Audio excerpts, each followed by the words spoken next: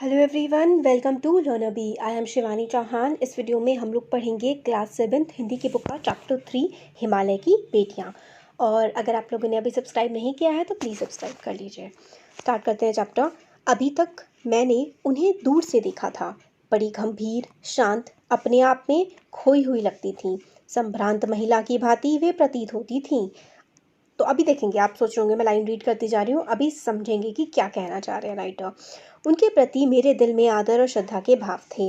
माँ और दादी, मौसी और मामी की गोद की तरह उनकी धारा में डुबकियाँ लगाया करता।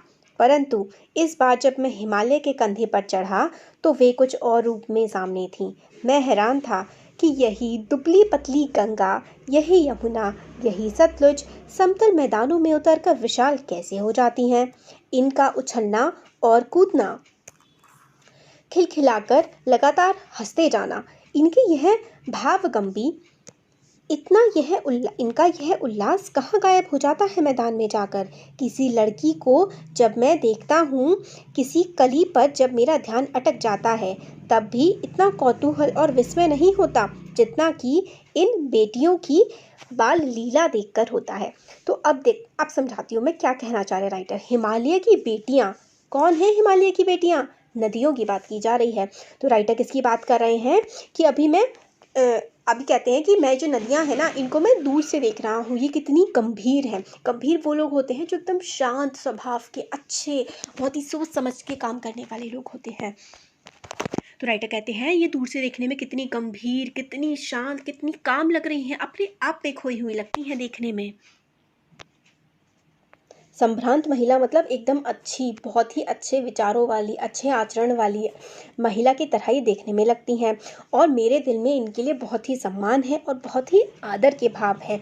माँ, दादी, मौसी, मामी मतलब सारी जो प्रिय औरतें होती हैं, किसी बच्चे को खिलाती हैं, उनकी गोद जैसी मुझे ये लगती है। जब इनकी धारा में मैं डुबकियाँ लेता मतलब वही ना, नहाना और सर को नीचे करके डालना पूरी तरह से पानी में, तो उसको डुबकियाँ लगाना कहते हैं। तो मुझे बहुत ही अच्छा लगता है।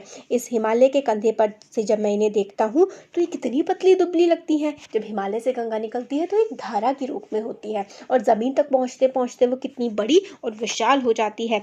इनका ये जो उछलना कूदना है, खिलखिलाकर हंसना है, मतलब वही ना, आवाज़ें करती हैं, तो उसको ही राइटर खिलखिलाकर हंसना कह रहे हैं।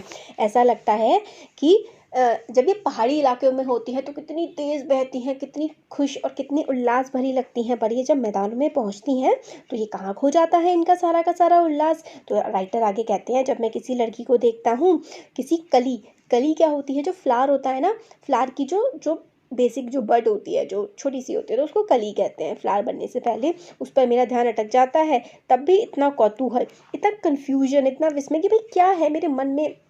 ये इनकी जो बाल लीला देख करके बड़ी खुशी सी होती है, बड़ा अच्छा लगता है। बाल लीला का मतलब है जब ये पहाड़ों में होती हैं तो कितनी शैतानियाँ करती हुई निकलती हैं, मुझे बड़ा अच्छा लगता है इनको देखना।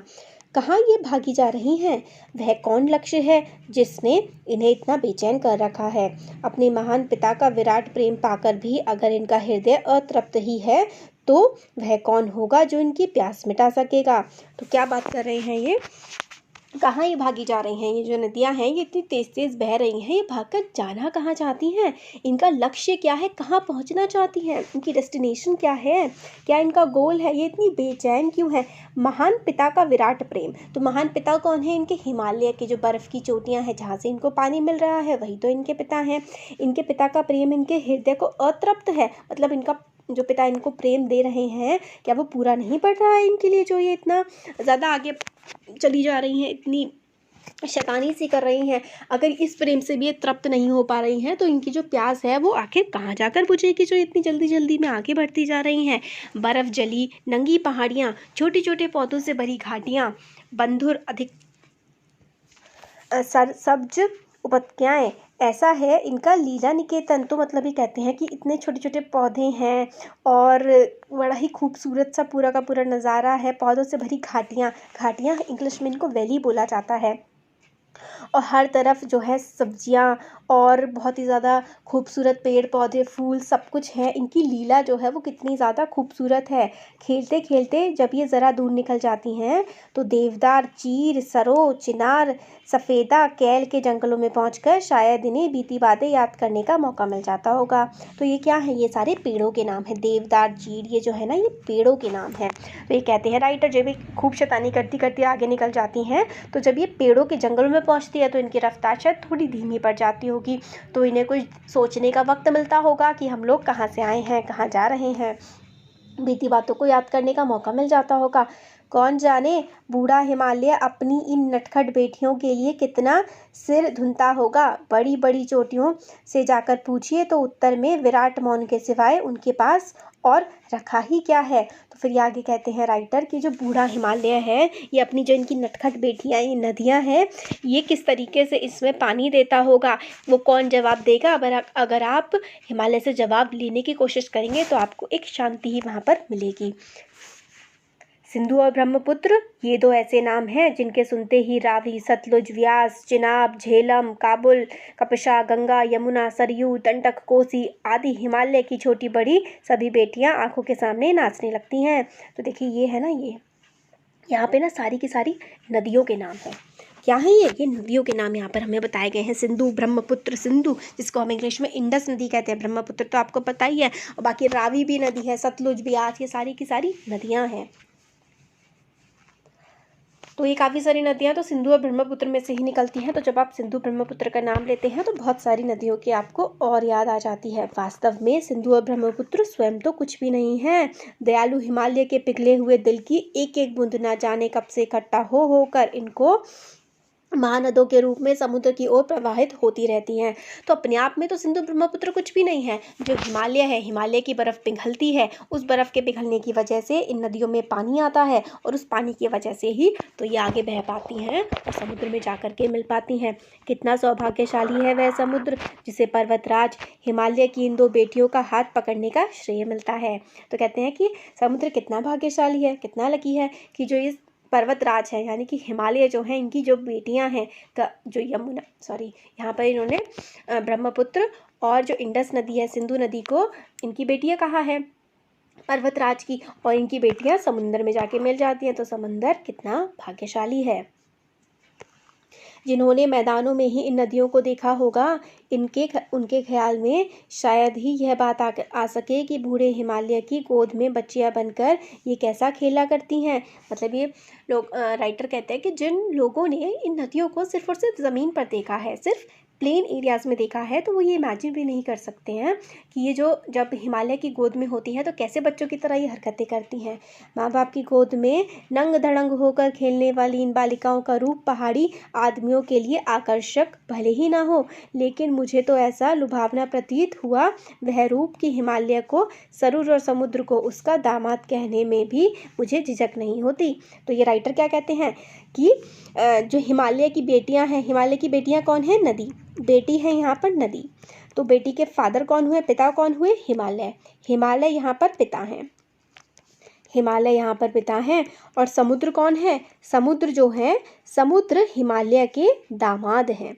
समुद्र है हिमालय के दामाद। ऐसा किसके अकॉर्डिंग है? ऐसा राइटर के अकॉर्डिंग है। सच्चाई में ऐसा कुछ नहीं है, राइटर के अकॉर्डिंग। तो राइटर कहते हैं जो पहाड़ी इलाकों में रहने वाले लोग हैं, भले ही उन्हें इन नदियों में कुछ ज़्यादा स्पेशल ना लगता हो, पर मेरे लिए तो ये बहुत स्पेशल हैं।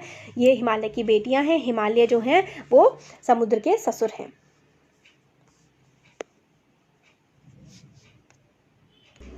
आगे राइटर कहते हैं, कालिदास के विरही यक्ष ने अपने मेघदूत से कहा था, वित्रवती बेतवा नदी को प्रेम का प्रतिदान देते जाना।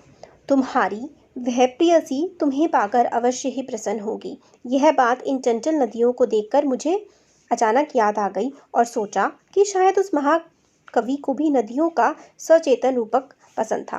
तो देखिए इसमें क्या है ना, कालिदास के बारे में बता रहे हैं। कालिदास जो है एक बहुत ही बड़े कवि हैं। उन्होंने काफ़ी सारी ना महाकाव्य लिखे हैं या फिर नॉवेल्स लिखी हैं। उन्होंने शकुंतला भी लिखी है।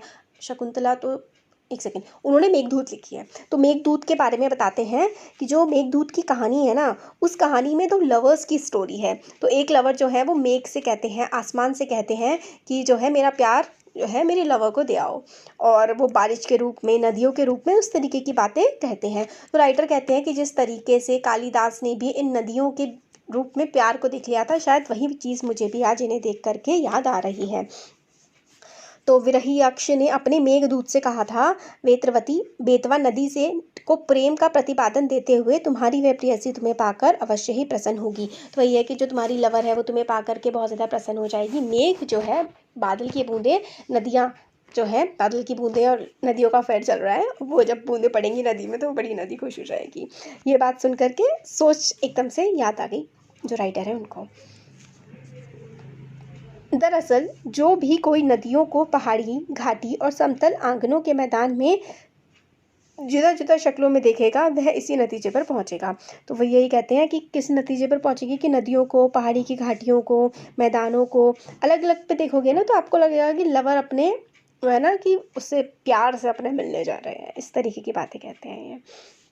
काका कालेकर ने नदियों को लोक माता कहा है। काका कालेकर एक पर्सन है, उन्होंने नदियों को पूरी दुनिया की माता कहा है। किंतु माता बनने से पहले यदि हम इन्हें बेटियों के रूप में देख लें तो क्या हर्ज है। माता बनने से पहले किसी की बेटियां भी तो होंगी। ये राइटर कहते हैं तो कोई बुराई तो नहीं है इनको बेटी के रूप में देखना। और थोड़ा आगे चलिए, इन्हीं में अगर हम प्रेयसी की भावना करें तो क्या होगा।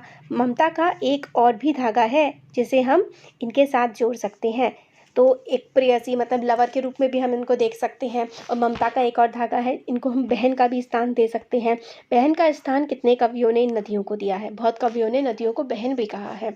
एक दिन मेरी भी ऐसी भावना हुई थी कि थोले तिब्बत की बात है, मन उचट गया था, तबीयत ढीली थी, सतलुज के किनारे जाकर बैठ गया। दोपहर का समय था, पैर लटकाए नदी में बैठ गए। थोड़ी देर में उस प्रगतिशील जल ने असर डाला, तन और मन ताज़ा हो गया, तो लगा मैं गुनगुनाने। तो फिर ये कहते हैं कि एक बार मैं तिब्बत में था, मन थोड़ा सा ख़राब हो रहा था, तो मैं सतलुज नदी में जा कर के पैर डाल के बैठ गया और धीरे धीरे मेरा मन ठीक हो गया और मैं गाना गाने लगा। गाना क्या गाया इन्होंने, जय हो सतलुज बहन तुम्हारी, लीला अचरज बहन तुम्हारी, हुआ मुदित मन हटा खुमारी, जाऊँ मैं तुम पर बलिहारी। तो इसमें है कि सतलुज बहन तुम्हारी जय हो, तुम्हारी लीला ही अचरज है, अनोखी लीला है तुम्हारी, और मैं तुम पर मेरा मन जो है पूरा मिटा जा रहा है, और जितनी भी मैं तुम्हारे गुणगान गाऊं वो कम है। तुम बेटी यह बाप हिमालय, चिंतित पर चुपचाप हिमालय, प्रकृति नटी के चित्रित तट पर अनुपम अद्भुत छाप हिमालय, जय हो सतलुज बहन तुम्हारी। तो तुम हिमालय की बेटी हो और तुम्हारी जो महिमा है वो अपरंपार है, प्रकृति को तुम कितना खूबसूरत बना देती हो, और तुम्हारी जो छटा है जो दिखने में है ना, ये बहुत ही खूबसूरत है। तो ये जो कहानी लिखी है, ये लिखी है नागार्जुन ने, कविता भी इन्होंने ही लिखी है। और हमारा चैप्टर कंप्लीट हो गया। इसमें देखिए सिंपल सा चैप्टर है बहुत, इसमें एक बात बताई गई है, बेसिकली आप कह सकते हैं नदियों की प्रेस की गई है, नदियों की तारीफ़ की गई है, और हिमालय की भी इसमें तारीफ़ करी गई है, कहाँ कहाँ से वो जाती है और इंसान को कितनी वो खुशी देती है। कोई से बहन, कोई बेटी, कोई माँ, कोई से लवर भी अपनी बताता है, प्रेयसी, लवर। तो बस यही बात है इसमें, इस चैप्टर में हो गया चैप्टर कंप्लीट। अच्छा लगा तो ज़रूर लाइक करिए वीडियो को, चैनल को सब्सक्राइब करिए, अपने फ्रेंड्स के साथ शेयर करिए। Thank you.